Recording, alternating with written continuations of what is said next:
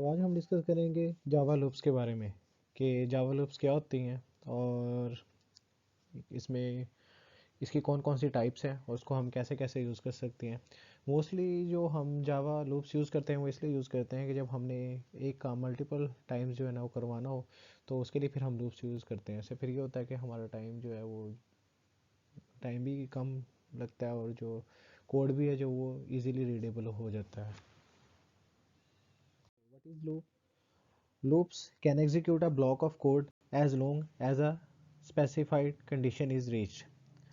Loops are handy because they save time, reduce errors, and they make code more readable. तो जावा loops में जो सबसे पहले हमारे पास टाइप आती है लूप की वो आती है वाइल लूप। वाइल लूप क्या करती है?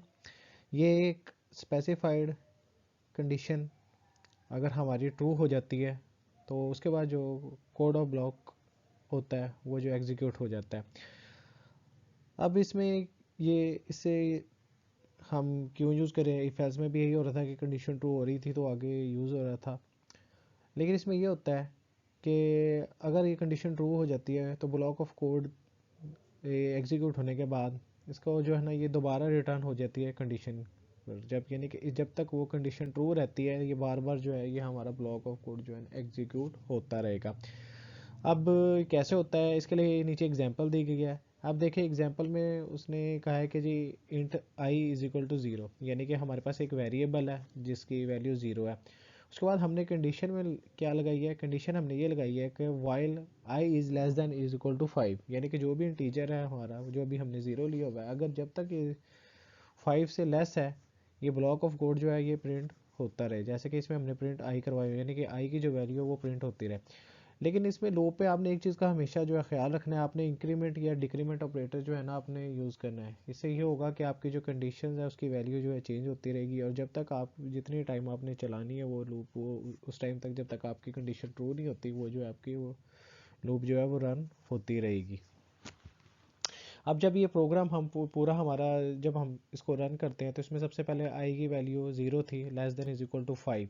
तो इधर इस हमारी जो कंडीशन ट्रू होगी क्योंकि ज़ीरो लेस देन फाइव है तो प्रिंट हो जाएगा हमारे पास ज़ीरो। फिर जो है ना इधर से नीचे इंक्रीमेंट होगा आई प्लस प्लस मीन्स आई में इंक्रीमेंट, यानी कि आई पहले ज़ीरो था फिर वन हो गया। अब ये दोबारा गया ऊपर आई वन हो चुका था, one is less than five true, फिर हमारे पास वन प्लस हो जाएगा क्योंकि आई की वैल्यू वन हो चुकी है। उसके बाद आई प्लस प्लस यानी फिर इंक्रीमेंट हुआ फिर टू हो गया, फिर टू चेक हुआ two is less than five correct two print, फिर थ्री फोर फाइव। ऐसे जैसे फाइव पे जब फोर पे पहुंचेगा कंडीशन ट्रू होगी लेकिन फाइव पे जाएगा तो कंडीशन क्या हो जाएगी? Five is less than five, condition जो है हमारी फॉल्स हो गई और इधर जो है हमारा जो ये प्रोग्राम होगा वो टर्मिनेट हो जाएगा और हमारे पास जो आउटपुट आएगी वो आएगी zero one two three four five.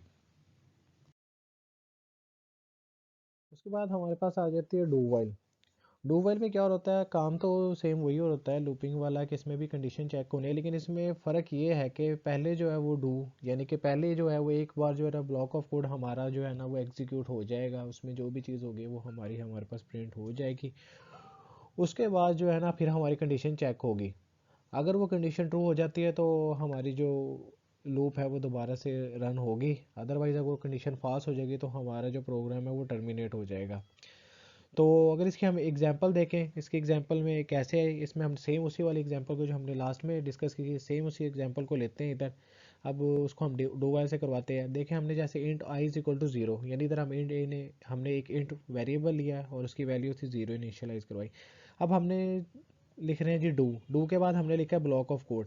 अब उसमें हम प्रिंट करवा रहे हैं आई और उसके बाद हमने आई में इंक्रीमेंट करवाया है। उसके बाद जो है ना फिर हमने जो है ना डू के जो ब्लॉक ऑफ कोड है उसके बाहर हमने लिखा है वाइल।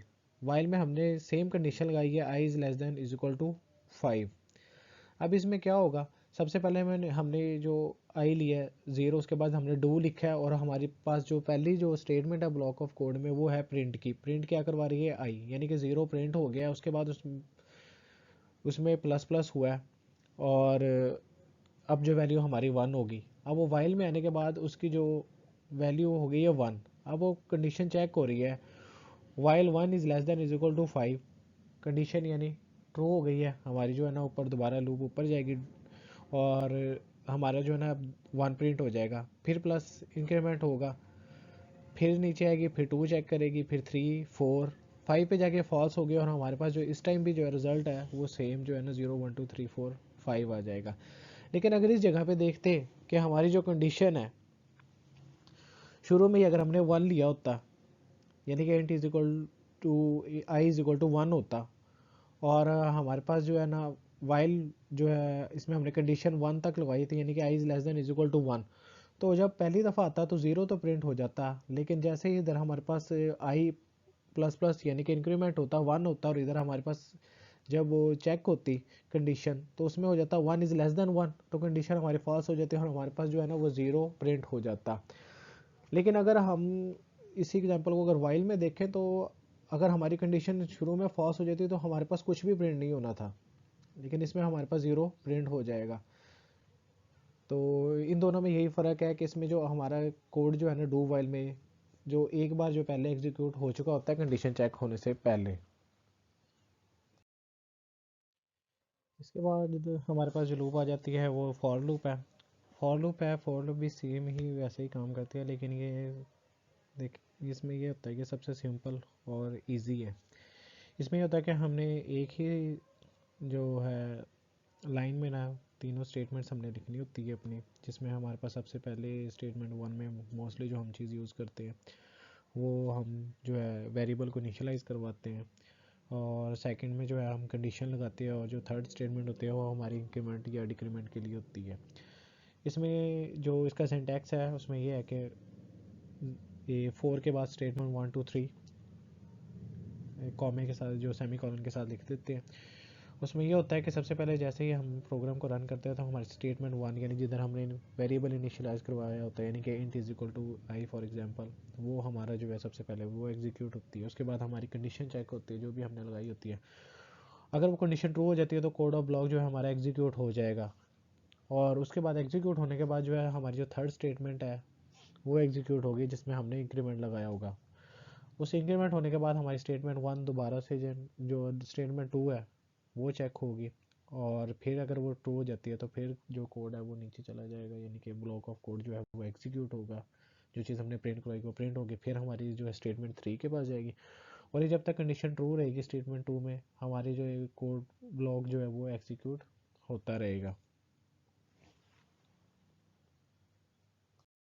तो अब आ जाती है हमारे पास फॉर लूप की एग्जांपल। और फॉर लूप की एग्जांपल में हम देखते हैं कि हमने जो है एक वेरिएबल या इंट उसे इनिशियल करवाया है आई इज इक्वल टू 0। उसके बाद सेकंड पे जो है हमारे पास वो है आई लेस देन 5, यानी कि कंडीशन इधर हमने लगाई है कि जब तक आई जो है वो 5 से लेस देन हो तो ये कंडीशन ट्रू रहेगी, और उसके बाद आई प्लस प्लस ये इंक्रीमेंट लगाया हमने कि इस टाइम तक जो है ना वो लूप हमारी जो है ना वो एग्जीक्यूट होती रही। तो जैसे तो जब हम ये प्रोग्राम रन करेंगे तो उसमें हमारे जैसे प्रोग्राम स्टार्ट होगा तो सबसे पहले हमारे इनिशियलाइज होगा variable I is equal to 0। उसके बाद कंडीशन चेक होगी तो आई इज़ लेस देन 5, तो हमारे पास वैल्यू थी 0, 0 is less than 5, condition true हुई, और नीचे जो हमारा एग्जीक्यूट करना था हमने जो प्रिंट करवाया हुआ है आई, वो हमारे पास जो है 0 प्रिंट हो गया। उसके बाद जो है इधर से हमारी जो अब एग्जीक्यूशन किधर जाएगी जाएगी थर्ड जो स्टेटमेंट है, थर्ड स्टेटमेंट क्या थी इंक्रीमेंट की, अब इसमें इंक्रीमेंट हुआ यानी कि 0 से अब 1 हो गया, अब 1 is less than 5, condition true, execute 1। उसके बाद दोबारा फिर इंक्रीमेंट हुआ, फिर 2, फिर 3 4 5। जब ये 5 पे पहुंचेगी तो हमारी कंडीशन जो है वो फॉल्स होगी, तो इसके बाद जो हमारा प्रोग्राम जो है वो टर्मिनेट हो जाएगा, और इस जगह पे जो हमारे पास जो आउटपुट होगी वो 0 1 2 3 4 तक होगी। 5 हमारा प्रिंट नहीं होगा क्योंकि 5 5 is not less than 5, 5 is equal to 5। तो इसी तरह हम एक और एग्जांपल देखते हैं, उसमें हमने ये लिया कि हमने इंक्रीमेंट जो है वो एक करवाने के बजाय हमने दो का इंक्रीमेंट करवा दिया, यानी कि I is equal to I plus two का मतलब है कि हर बार जो है आई में दो वैल्यू जो है ना वो ऐड हो रही है।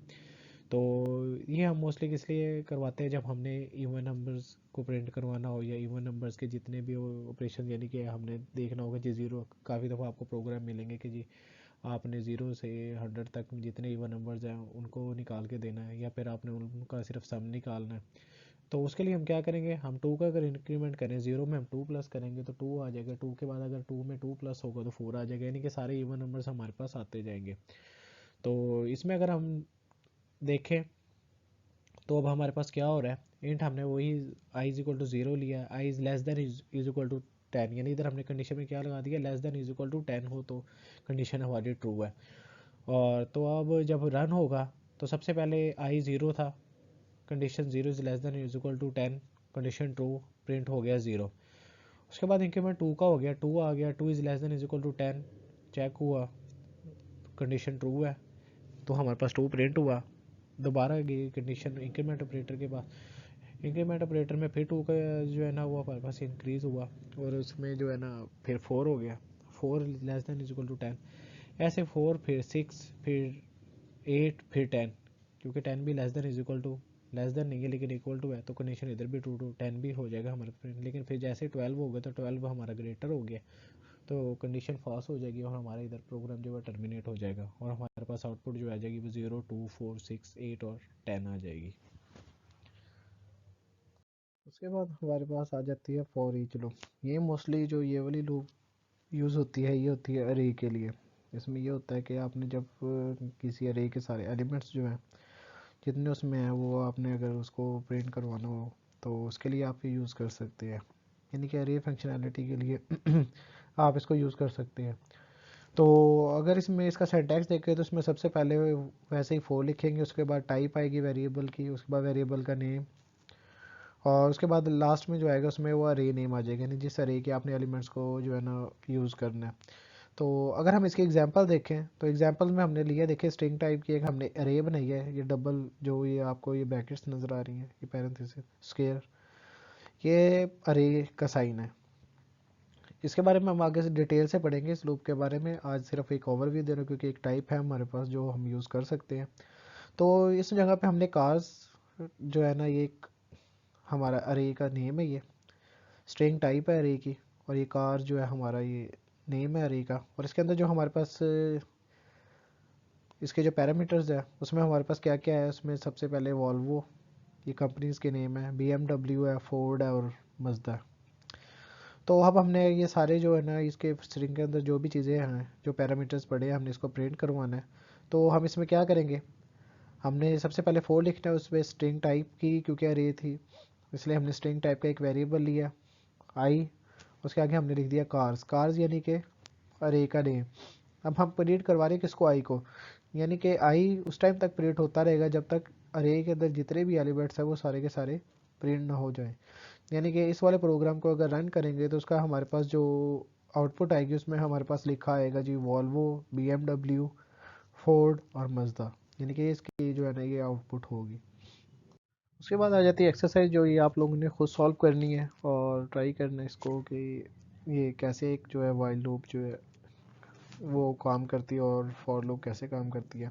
तो ये इधर एक्सरसाइज है, इसमें जो पहला जो आपके लिए है प्रोग्राम आपने किसने कैसे करना है, उसमें है कि write a program that takes an integer input from user and print the table of that number up to 10। और इसमें आप लोगों ने ख्याल करना है कि आपने जो है ना यूज़र से जो इनपुट लेनी है उस पर एक चेक भी लगाना है, यानी कि चेक क्या लगाना है कि इफ़ जो है ना वो 3 और 20 के दरमियान में अगर कोई वैल्यू वो इनपुट करता है तो उसका टेबल प्रिंट हो। और इसमें आप जो लोगों ने ना ट्राई करनी है कि आप वाइल लूप से करेंगे वाला प्रोग्राम, वाइल लूप से जब हो जाए तो आप लोग फिर इसको फॉर लूप से भी ट्राई कर सकते हैं। उसके बाद जो दूसरा प्रोग्राम है उसमें क्या है कि write a program that calculates the product of the odd integers from 1 to 15 then displays the result in a message dialog. इसमें आपने क्या करना है, फॉर लूप यूज़ करना है। अब ये मैसेज डायलॉग में कैसे शो करना है ये हम अभी जो है नेक्स्ट लेक्चर में डिस्कस करेंगे। तो जब तक आप जो है इसको सिंपली जो रिज़ल्ट आता है वैसे इसको प्रिंट करवा के देखें कि इसका क्या आंसर आता है और ये आप प्रोग्राम बना सकते हैं कि नहीं। इसको फॉर लूप के ज़रिए ट्राई करके देखें। इसमें जो आपको हिंट है उसमें यह है कि आप लोगों ने जो इंक्रीमेंट का जो है ना वो ख्याल करना है कि इंक्रीमेंट आपने इस हिसाब से करना है कि आपके जो सिर्फ ऑड इंटीजर्स जो है ना, उनका आपके पास जो है ना वो क्या है, कैलकुलेशन जो सिर्फ उन्हीं की हो और बाकी नंबर जो है वो स्किप हो जाए।